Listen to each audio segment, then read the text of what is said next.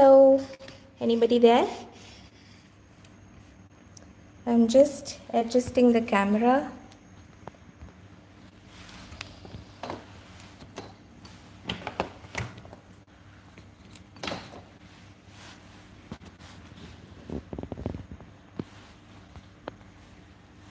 Can you hear me?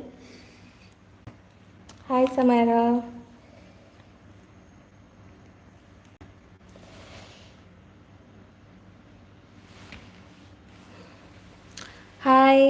Hi, Swaliha. Hi, Halima.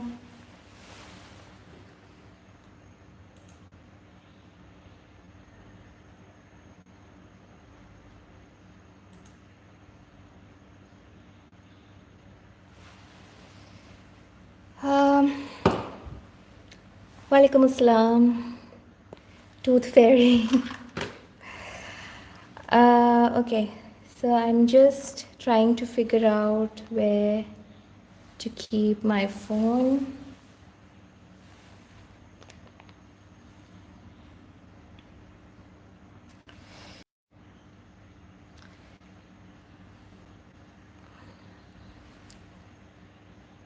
Okay, can you guys hear me now? So the issue with live sessions are that the internet connection can sort of, it can get connected and disconnected in between.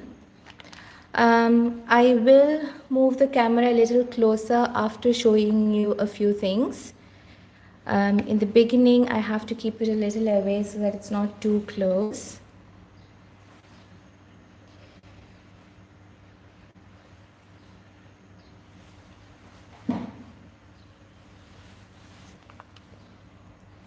Okay, I'm just looking at the screen and you're right, it's a little too far.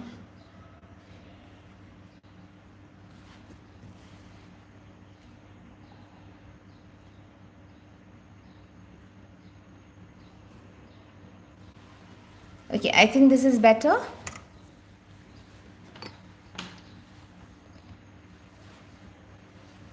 So if the internet keeps getting connected and disconnected, please bear with me. There's nothing really I can do about it. I am sitting very close to my router to make sure I have enough connection to do this.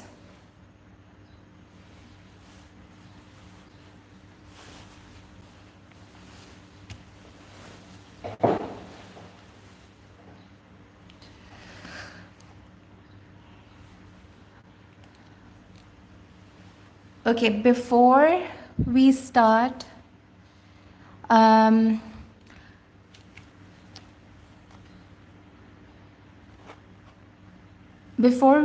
just a quick reminder to subscribe to my YouTube channel if you haven't already.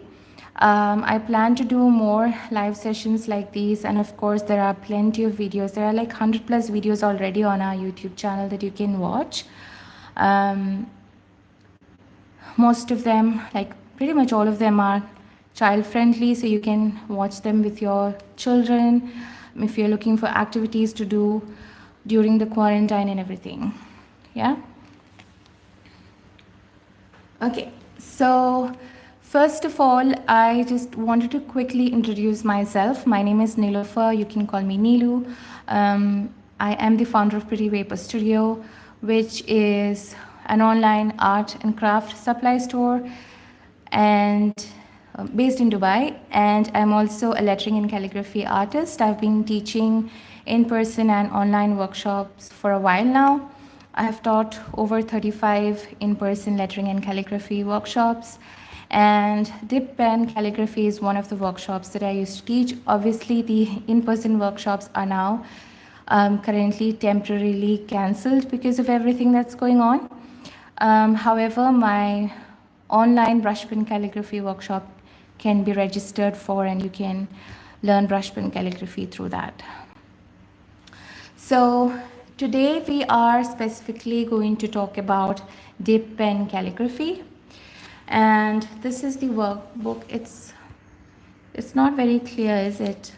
I'm really sorry, guys. I hope it will get better as we go. Okay, so my dip pen calligraphy workshop. This is a workshop copy, but I have made a digital version of this, which is now available on our website. I just made it live like half an hour or 1 hour ago. So if you want to purchase the workbook, it's available now.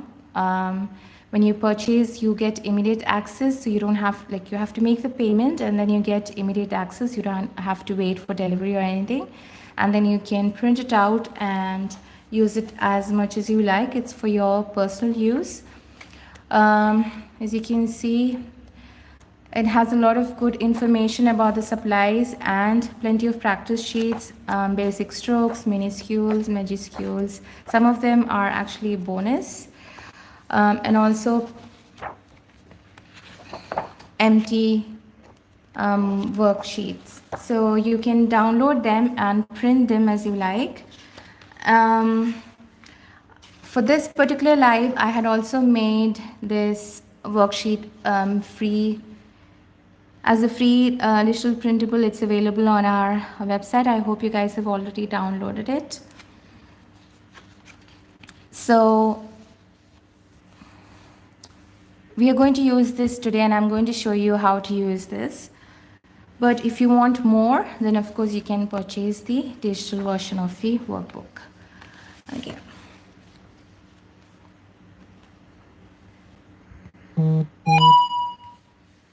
Now, I'm actually looking at my laptop screen and I'm a little disappointed that the screen, it's very pixelated. Are you guys getting a clear image? Can you listen? Like, can you hear me properly? How's it going?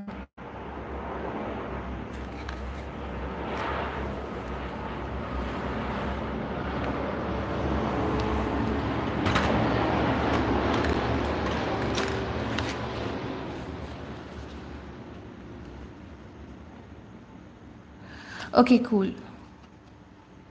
Okay, thank you so much. Okay, so first let's talk about the supplies, the pen holder. Okay, so when it comes to dip pen or pointed pen, both of them are the same. Pointed pen and dip pen are the same thing. People have different terms, that's all. So let's say normally in the market or even our online store, you will notice that there are two kinds of pens or pen holder. You can call it either.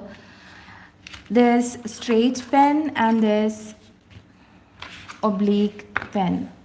So the straight pen holder or straight pen will be like this. This is one by the brand Speedball, and this is by the brand Nico G. This is plastic, this is wooden. Yeah, so you can see it's straight, right? And then we will find another one called oblique. You can see it has a contraption like this, which is what we call a flange. So I'll show you the difference between these two in a minute, but first I'll show you how to insert a nib into this. Now, when you are purchasing a nib, there is something that you have to do before you start using it. So these nibs, they come with sort of a wax coating on them when it's like fresh out of the package. The manufacturers, they do this to keep to protect the nib because it's in storage for a while and then it's getting shipped between different countries and then it reaches you, right? So it has this wax coating on it, which sort of hinders it from picking up the ink properly. So when you dip a new nib like this into ink, you will notice that the ink doesn't stay, it sort of floats away, you know. So in order to stop that, you have to prep your nib. So the first thing that you have to do when you purchase a nib is to prep it. So there are a couple of different ways to do that.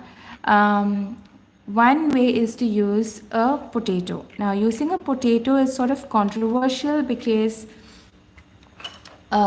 it doesn't, like, I'll show you how it's done. When you just have to insert it there like that. Leave it for 10-15 minutes and then you gently take it out and in a cup of water, just swish it in a cup of water and that's it, you're good to go. Now, the reason why it's a little controversial is because when you're inserting your nib into the potato, there are chances of the nib bending or damaging if you're not really careful, which is why it's a little controversial, but it's one of the easiest methods to do that, to prep your nib. Another way to prep your nib is to use an alcohol swab or isopropyl alcohol, the rubbing alcohol or the cleaning alcohol. Because of the current circumstances, pretty much every household has alcohol right now. So you can use that directly from a bottle or you can even use a swab like this to clean. So you clean it by rubbing it out.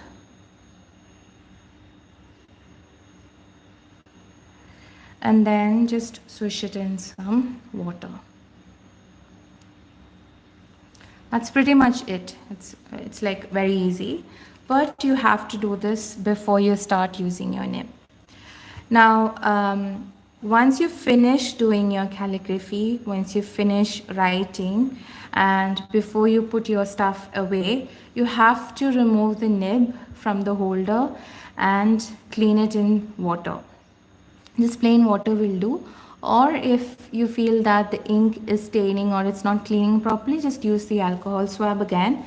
But you have to clean your nib every time after use without fail.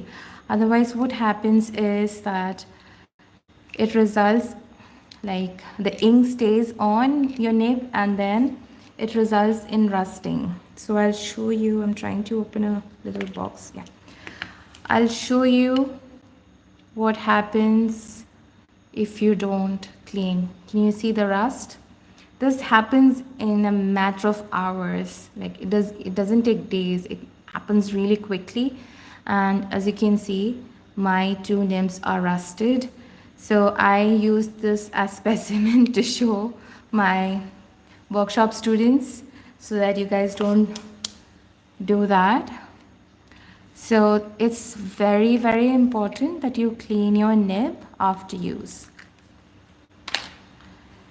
Just swish it in water or use the alcohol cleaner, the rubbing alcohol. Okay. Now, the next thing is how to insert this into the holder.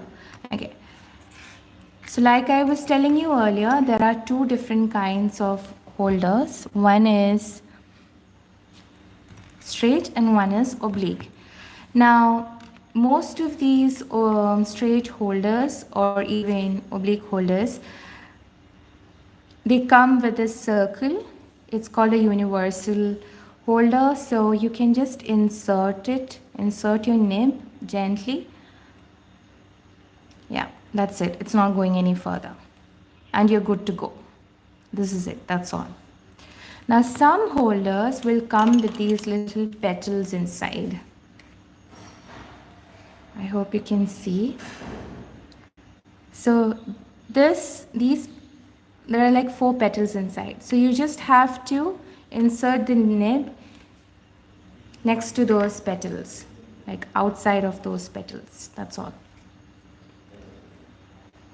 Again, that's it. So this part is like pretty easy. Now this particular brand called Moblique by Louis Creations. Louis is based in Australia, and what he has done is he has come out with this particular pen holder, which is both. It's both an oblique holder and a straight holder. So when you buy it, you will find it comes out like this with the flange on. So all you have to do is remove this flange and you get a straight holder. Insert your nib, you're good to go. Now if you don't want a straight holder and you want to make it oblique, you put the flange back. It's pretty easy to do. Put your flange back. So for an oblique pen, you won't insert your nib here, right? Because it's not a straight pen holder, it's an oblique pen holder. You will insert your nib here. Now, how further should this go? There's an easy way to find that out. When you keep it on a paper like this, with the point of this paper should be at the middle of the holder here, and these two, the point of the nib and this imaginary line, should touch each other. So if it is too far away like that, you will see it's not like touching this line. So you have to push it a little further and you will notice. So keep adjusting until everything falls in a straight line, this line. Okay. So that's a good trick to keep in mind when you're inserting the nib. But if you're more comfortable, like with practice, you will know what's a comfortable position for you. So you can move it around and see. But as a beginner, it's always good to have that idea, like that trick in mind. Now, how do these two differ? Like, what is the difference between straight and oblique?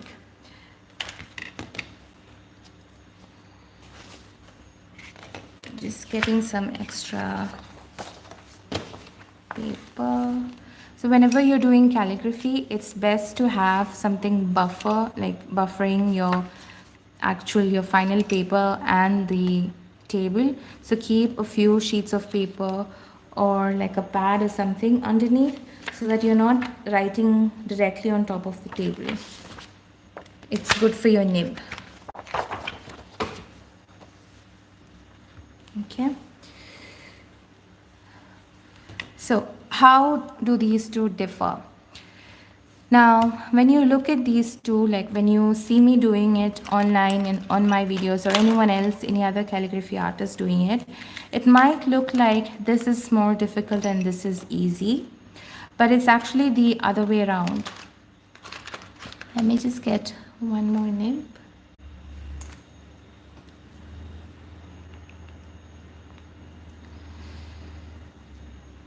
Okay.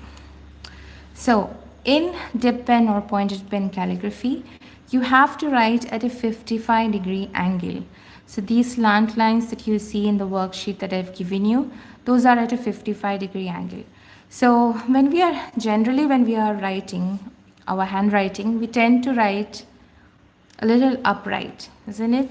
But in calligraphy, you have to write at a 55-degree angle, and that 55-degree angle doesn't come easily. It takes a lot of practice because we are used to holding our pen and paper a certain way, and suddenly we are holding it a different way. So with a pointed pen, you have to tilt quite a bit like this to get that 55-degree angle. Whereas the oblique pen, this phalange is already doing the tilting for you. So it's actually easier to write at an angle without playing circus, like we say in Malayalam. Yeah. So you can see how the nib moves and makes it easier. Now let me get some ink to demo and show you how it works. Okay, talking about ink, Sumi ink is good for calligraphy. It's a good place to start as a beginner. This is Kuretake Sumi ink. available in our store. This is what I am using in this container. You can also find Sumi ink in Daiso. When you're going to Daiso and asking for Sumi ink, they have two different bottles, one with yellow cap and one with white. Use the one with white cap. I have not used general, the regular fountain pen ink, but I guess it should be usable. I have not tried it personally. So let me just open it for you. You can also use liquid watercolor or watercolors and other inks. There are like other acrylic ink and a lot of products these days in the market. So you can use pretty much any kind of ink.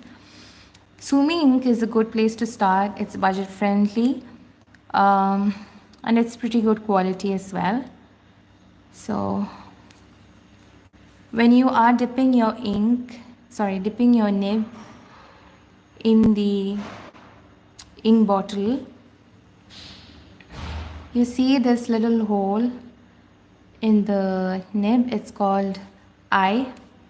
So there's no need to like dip the whole thing inside until the eye is enough, and then if there's excess, it's best to sort of wipe it off on the ink bottle. Especially when we are starting out, it takes a little bit of practice for us to understand how much ink and how little ink to take before getting a hang of it. So when we are writing with a straight pen holder, you can see I have to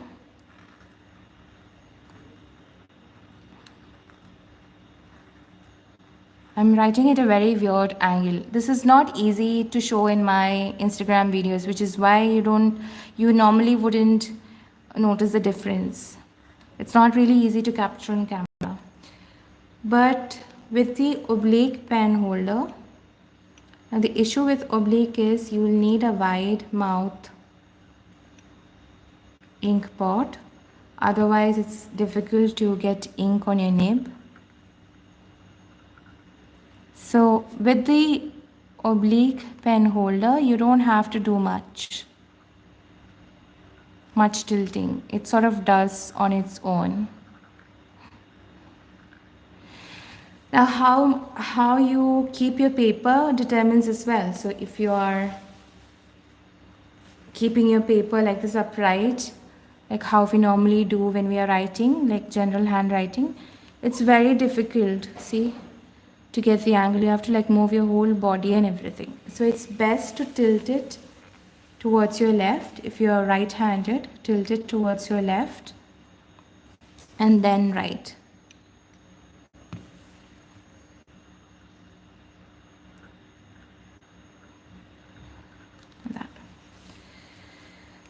If you have any questions, please note it down and we'll have a Q&A session in the end and I'll answer your questions. I tend to like sort of get distracted and go in different directions when I answer questions in the middle, which is why I've kept it towards the end.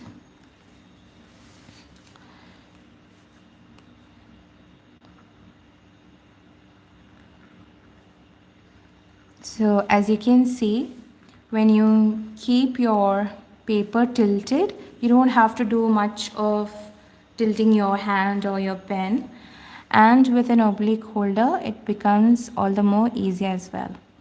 Now when I started out practicing, I didn't have the oblique holder with me, so I practiced with a straight holder, which is why I tend to go with that. But as a beginner, it's best to use an oblique holder. It's not just beginners. A lot of seasoned calligraphy artists that I follow on Instagram and YouTube and all, they use an oblique holder as well, because why not take the easier route?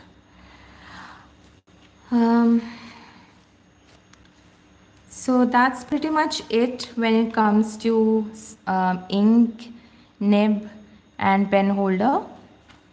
So the oblique pen holder is very budget friendly because you're getting two for one, so you don't have to like buy a straight holder and an oblique holder separately. You buy just one, and also it comes with a storage case, so you can remove your nib after use, put it in here, and it remains safe. Whereas, sorry, can I bring what close to camera?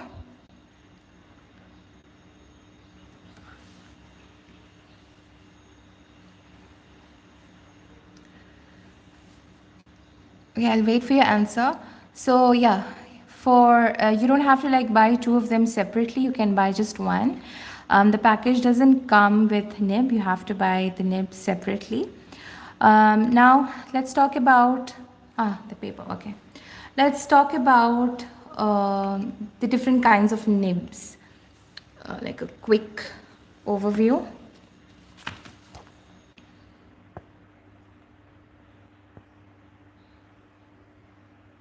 This is the paper. I hope that's enough. So the one that I showed you earlier, the one that I prepped, that particular nib is called Nikoji. It's by a Japanese company, Nikoji. And so this is the holder and this is the nib. So the reason why I mentioned in my, like when I announced my YouTube live, I mentioned that you have to bring calligraphy nibs with you. Now the difference between calligraphy nib and a regular fountain pen nib is that a calligraphy nib, when it moves down, it flexes. Let me show you. So when it moves down, you see how it flexes? This part. Whereas a fountain pen, it doesn't flex. When you're moving up or down, it remains the same way. So you need this flexing to get that thick downstroke. So the upstroke is thin and the downstroke is thick in calligraphy, right? I'll come to that in a bit. So you need a flexible nib for that. Now within calligraphy nib, again, there are like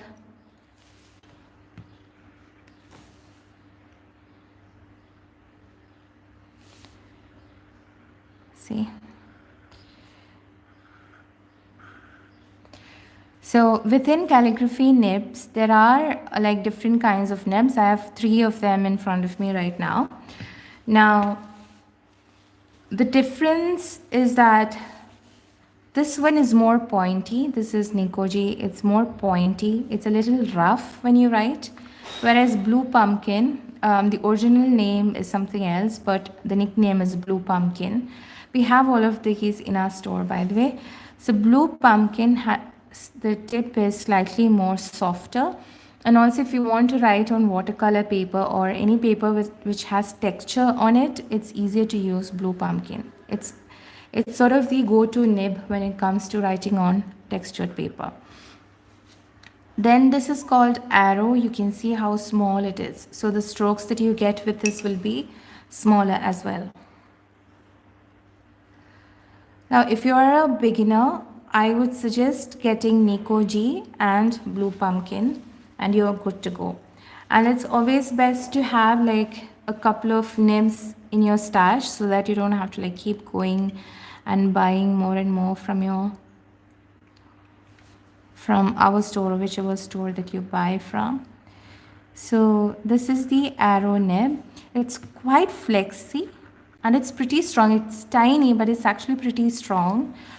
So these things are easier to understand when you use it yourself. It's a little difficult to show you on camera. This is not super flexy. Now, something that's not super flexy is easier for a beginner to use because you're getting used to this whole new medium of writing. So, which is why Nikoji is one of the most popular nibs when it comes to beginners. And let me just remove this and keep it aside. So today I'll be using either of these, either the blue pumpkin or Eco-G.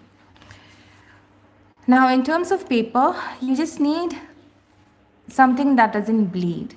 So normally people go for laserjet paper, high quality laserjet paper, not the regular copy paper. The regular copy paper has a bit of texture on it. Your nib might go and get stuck. Like, you know, when you're drawing, the texture kind of, the fiber kind of gets into the nib and the ink might bleed. So right now I'm using something called Fabriano laserjet paper. There's by HP as well, which is very popular in the calligraphy world, so you can use that. Something that doesn't bleed is a good place to start as a beginner. Are you guys still able to hear me properly? Now another thing is, some of the inks are not fast drying. You will understand that with practice. So once you write something, it's best to put it aside and wait for it to dry before you start, like, you do something else with it.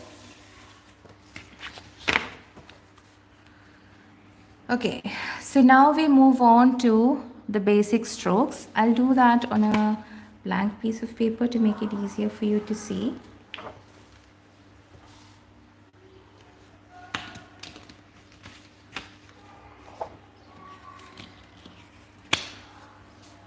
So I'm using a blank sheet of paper just to make the demo easier. You should always practice on, what do we call this?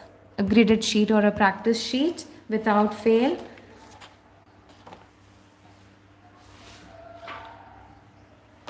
So now let's do the basic strokes.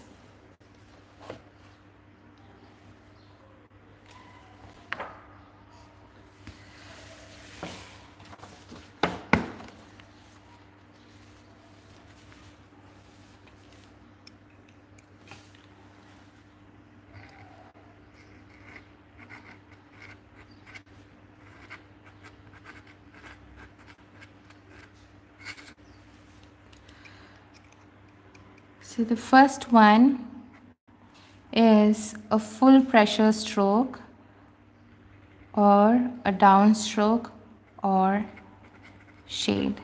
In dip pen calligraphy, we call it shade. In brush pen, it's called a downstroke. So basically, your pen is moving down, and whenever your pen is moving down, it has to be a thick downstroke. Do you want me to move this closer, or are you guys okay with this? Can you see?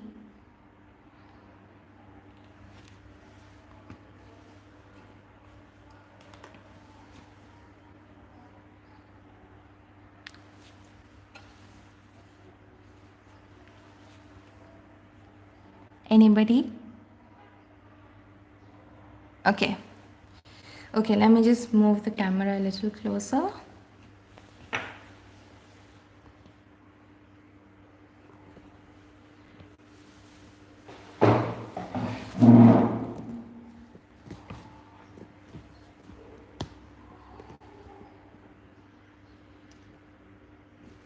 The blurriness is because of the internet connection.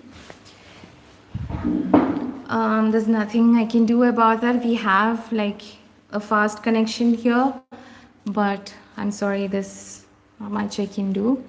Is this okay now? I think this is the maximum my camera will go.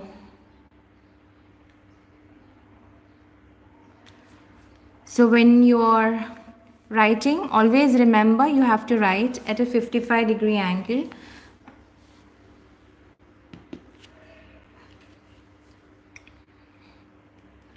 So unlike brush pen calligraphy where I can write bigger with a bigger brush, dip pen has to be written smaller, but I will try and make it bigger for you to make it easier to see.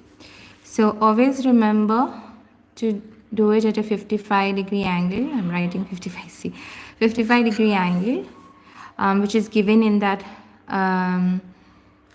what do I call it? The free worksheet that I've given you. it has a slant line on it. Okay. Then the next stroke is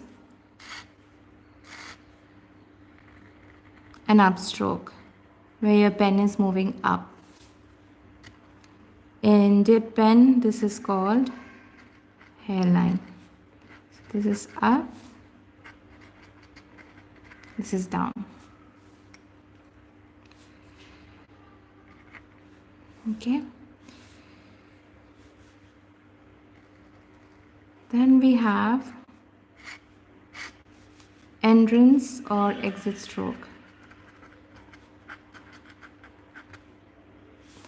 So entrance or exit stroke is basically when we write any letter. So let's say letter A. This is the entrance stroke. We are entering letter A, and this is the exit stroke. We are exiting letter A. So entrance and exit stroke are the same, but it just depends where you're putting it, and it helps you connect one letter to the next.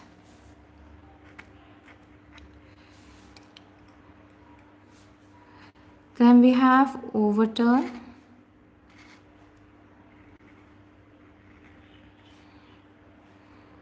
So overturn is basically you're moving up and then down. So from around here, you start thinking about the transition towards the downstroke. Whenever you're moving up, your stroke has to be thin, and whenever you're moving down, your stroke has to be thick. So this is overturn. I can hear my children. I hope you can't.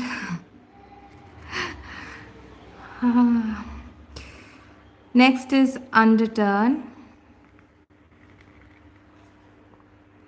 So underturn, you start from here, from the top, and then you transition, like you come down. Let me do it again. And then you move up. This is underturn. Now in both of these, what you have to keep in mind is that it's not like too wide or too narrow. Keep a good enough, like they should be parallel to each other. So keep a good enough distance. And when you're moving down, start thinking about the transition and loosen up pressure.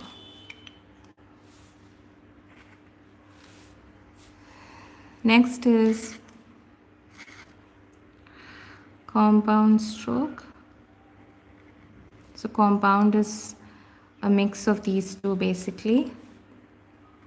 Go up, down, up. I'm drawing a little fast because I don't want the video to get like too long and keep you guys too long here.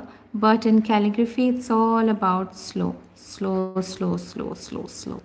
When you draw slow, it gives you more control on the strokes, and all of your focus has to be on your strokes and letters, which is why it's a very mindful activity to do. Because you can't really think about anything else. You have to concentrate on your strokes and letters. Next is reverse compound. You're starting from the top, down, again. This is a little too wide. I don't like this. This one is better.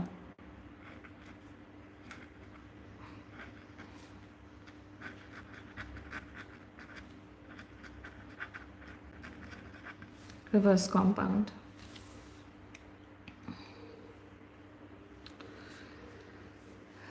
Next is Rescinding Loop. So in the free worksheet that I've given you, must have noticed 4 lines and an X height. So these are the 2 lines that we are using so far. I'll explain this in the next section of the video. So for Rescinding Loop, you start from somewhere here, go on the top, come down. So it's an ascender loop.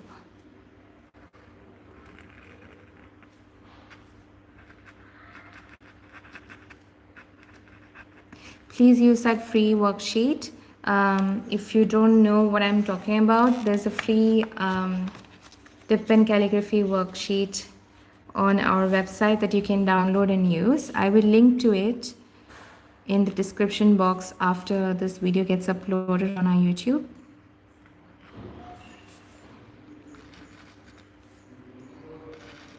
And then the next one is descending loop, where it goes below like this.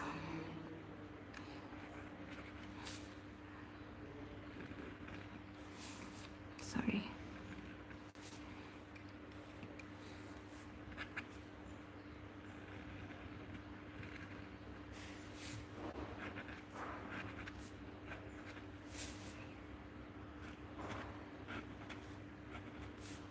In my workbook that you can purchase now, there are arrows like this, which will help you understand how to move your pen. So this is descender loop.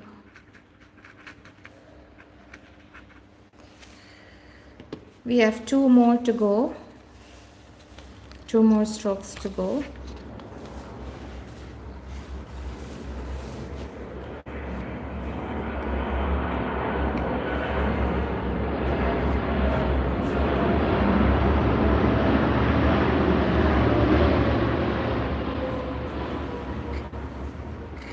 I was waiting for the aeroplane to go before saying anything.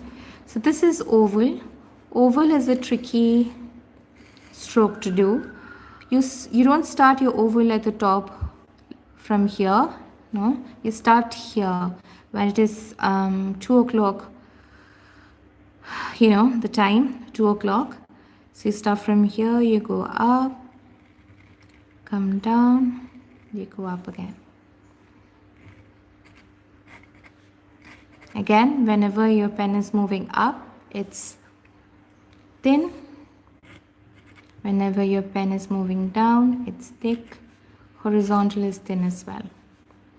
This is what we call an oval. Oval is a tricky stroke, and a lot of letters contain oval.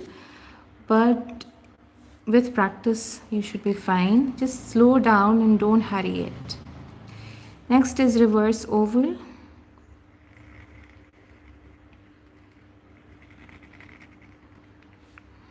Now this oval we start from here, this oval will start from here. Moving up and then down and down.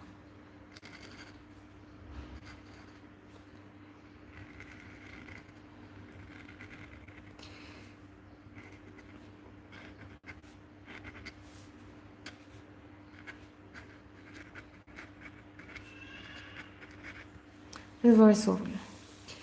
So these are the 11 different strokes that you have to learn first before you move to letters. And this is where a lot of people make the grave mistake of not practicing the strokes, not understanding how the strokes make letters, and then putting the letters together to make a word. So first you have to learn these strokes. Practice before you move to letters and words. I would suggest doing 1 or 2 or maximum 3 strokes a day, practicing at least 10 minutes a day, like daily. You have to do this on a daily consistent basis. If you invest at least 10 minutes a day, within a month you will notice a lot of improvement.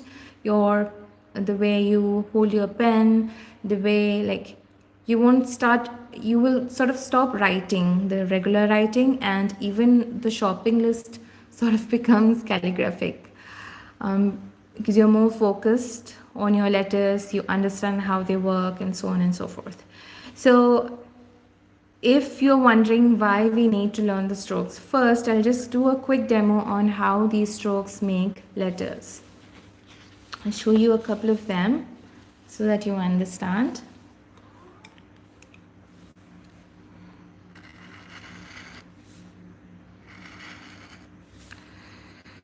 So this is our X height.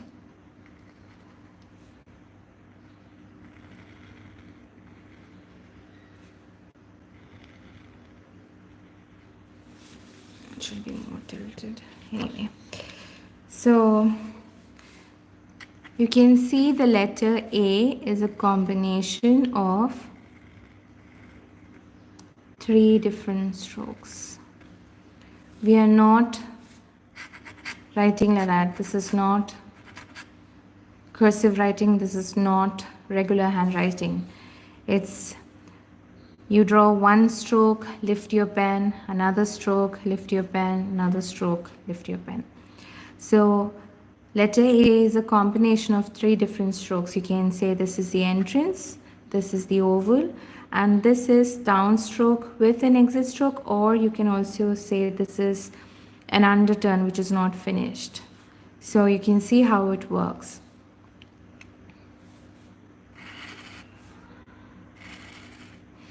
Draw your grid lines using a pencil and ruler, yeah? Don't eyeball it like how I am doing.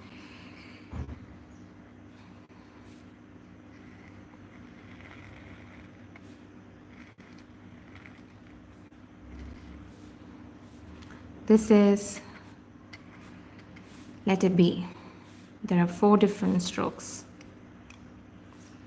There's entrance stroke, and then a cinder loop, reverse oval, exit stroke. So you can see how letter B is formed. I now do these 2 together because I've gotten used to drawing them. So after each stroke, pick up your pen, decide where you're going next, and then draw the next stroke. Remember that this is calligraphy and this is not handwriting or cursive. So don't hurry it. Do 1 stroke at a time, take your time and draw. Okay, so that's basic strokes. If you have any questions, note it down and I will answer them in the end. Don't worry. Now I'm going to show you quickly the grid lines and a quick overview of anatomy of a letter. Just find the paper.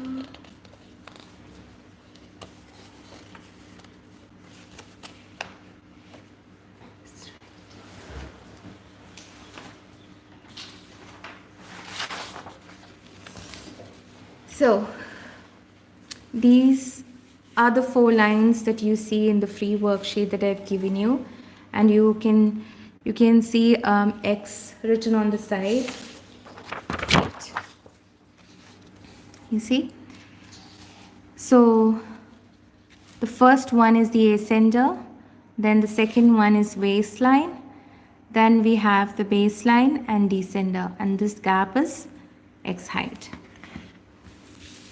I've drawn this bigger for you to understand better. I use this for my brush pen calligraphy as well, because both the dip pen and the brush pen calligraphy that I do is based on copper plate calligraphy, which is an old style, the traditional style of calligraphy. So you can see the slant line. This should be 55 degree in the case of dip pen. This gap is the X height. X height is basically the size of your letter, this size of your small letters. It's basically, the reason why it's called X height is basically the height of your letter X. Some people call it N height.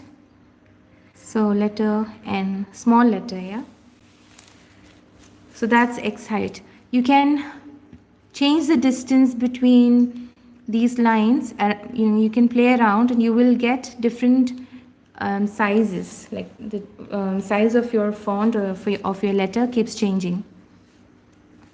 This is normal A4, but the ones that I did all the demo on is, what do I call?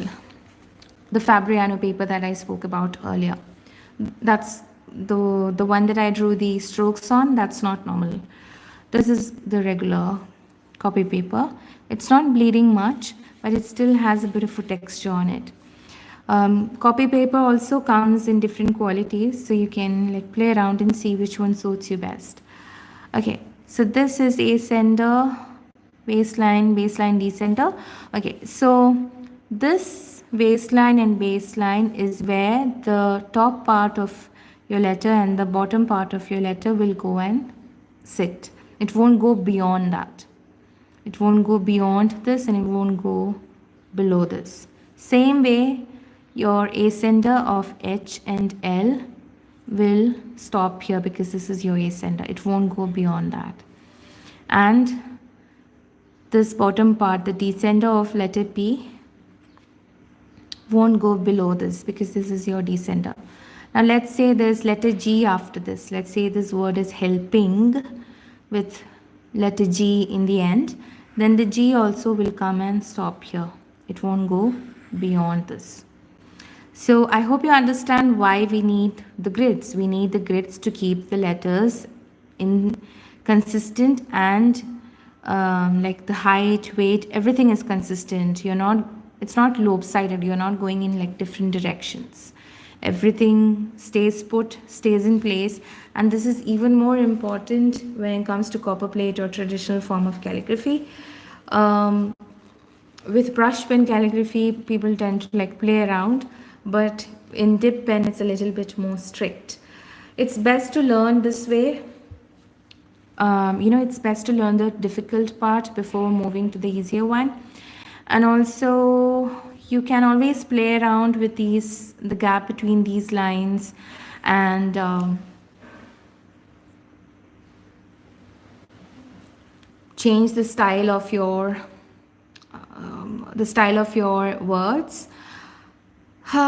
You will notice the upstrokes here are thin, the downstrokes here are thick, and this is the entrance stroke of letter H, and this you can see there's a bit of fiber in my nib from this paper. So this is the entrance stroke of letter H. This is it becomes exit stroke, but for letter E it becomes entrance. So this is how you connect letters one after the other. So that's pretty much it, guys, from my side. Is there anything else that you want? Okay, we'll do the Q&A session now. Ask me whatever questions you have. There's a bit of lag when we do live sessions. So once you ask the question, just wait for a bit because it takes a little longer for me to see or for you to hear my reply. So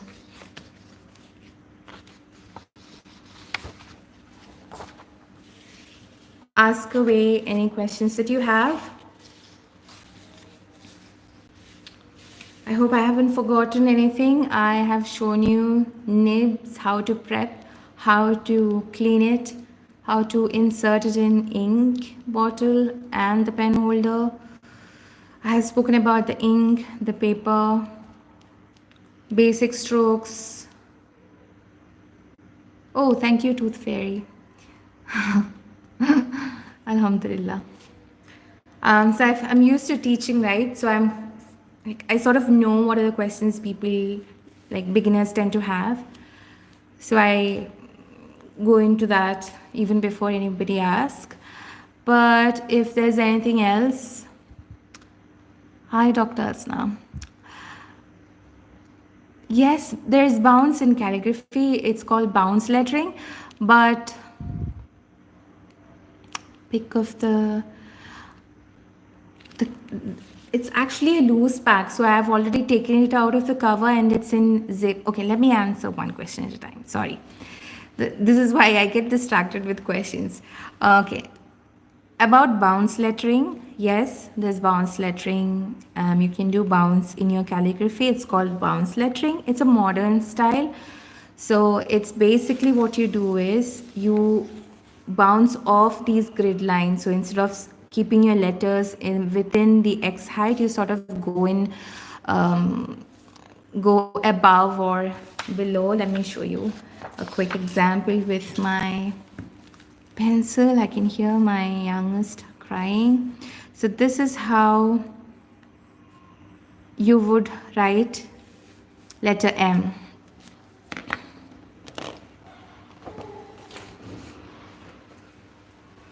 Don't worry about my children. My husband is with them. They're all fed. I've given them snacks, but still, you know how it goes with children.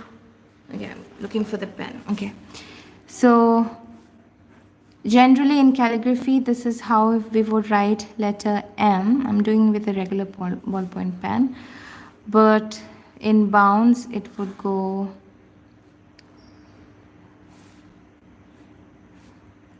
beyond. So you sort of play around. This takes a lot of practice. First, you have to learn how to do this before you go to that. If you start away with this, your foundation won't be correct. You know, your foundation has to be good before you move on to bounds and stuff. It's more of an intermediate technique. Now, the next question was paper. Which paper to use? Just go to ppsua.com and you'll find a search button on top. Write in Fabriano and you will find it. That's the one that I'm using, that I've used in front of you. Any laserjet paper should do 120 GSM, good quality. They generally don't bleed. Can we use watercolor paper? No, most of the watercolor paper doesn't bleed because it's made for watercolors and stuff, right? Let me show you. I actually have watercolor paper here to do a quick demo. So when you're using watercolor paper, it's best to use the other nib, the blue pumpkin. Blue pumpkin writes better on this than Nikoji, because Nikoji's nib is a little rough, so it might, like when you're writing with it, it feels like it's scratching, but with blue pumpkin it has a very soft tip. Oops.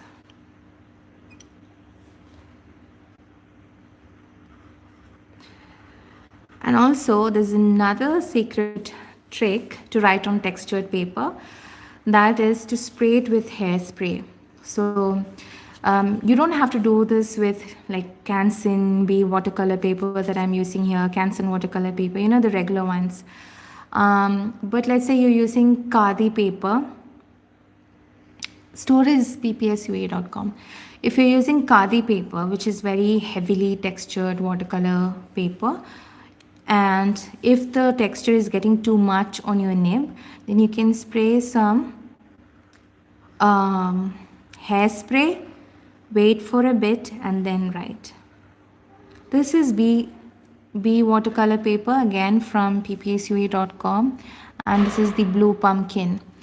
Whatever name I'm saying, it's easy to find. Just go to ppsua.com and use the search box, type in the name. B is BEE. Watercolor paper, you'll find it. Blue pumpkin, you'll find it. I'll also leave links below in the description box to the supplies that I've used. So once the video goes live, just come back and check in for the actual names and stuff. Anything else, guys? Yep, that's the one.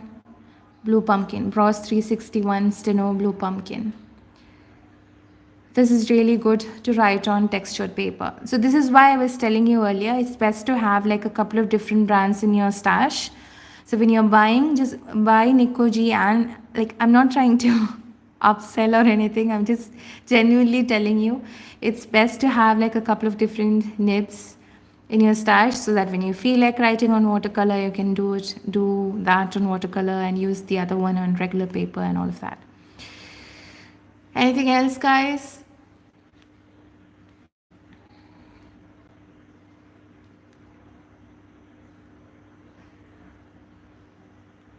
If you enjoyed this session, please share it with your friends, whoever is into calligraphy. Yes, we have reopened the store. We actually did it only today. What we have done is we won't be able to offer cash on delivery anymore. The payment has to be via bank transfer or credit card or PayPal, because we want to reduce physical contact as much as possible. So as of now, yes, it's open. I have no idea what it's going to be like after 2 days or 3 days or a week, because everything is so right now. You know, it's unfortunate, but it is what it is. All right, guys, I don't think there are any more questions. You're most welcome. Thank you so much for tuning in. Practice, practice, practice. And whenever you share online, or if your account is private, just send me a DM showing what you have done, or just tag me in your post at PPS UAE. I would love to see what you do.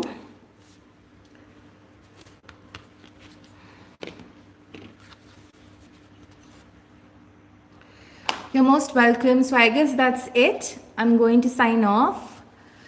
Thank you so much, and wassalam.